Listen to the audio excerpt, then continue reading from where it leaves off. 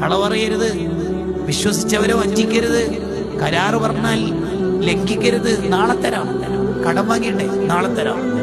എല്ലാവരും ഇതെന്താ ചോദിച്ചോണ്ട്? ഞാൻ നാട്ടിലെ കണ്ടിട്ട് മുങ്ങുന്നൊന്നുമില്ലല്ലോ. തരാം, ആകെ 10,000 തരാം.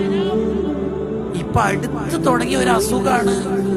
വലിയ റിസ്ക് ഉള്ള പണിയൊക്കെ എടുപ്പിച്ചിട്ട് 10,000 പണിയാണെങ്കിൽ 6,000 രൂപ അയച്ചു കൊടുക്കും.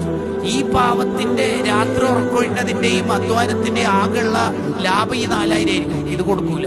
തരാടോ, 6,000 അയച്ചില്ലേ, 4 തരാം. എന്ത് മുസ്ലിമായി ഈ ചെങ്ങായിമാരൊക്കെ? എവിടെന്നാണ് ഇവരൊക്കെ ഇസ്ലാം പഠിച്ചത്?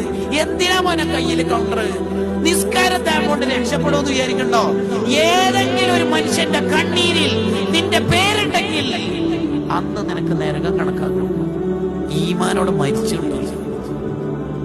ഏതെങ്കിലും ഒരു മനുഷ്യന്റെ കണ്ണീരിൽ നിന്റെ പേരുണ്ടെങ്കിൽ തീർന്ന് കാറ്റുപോയി.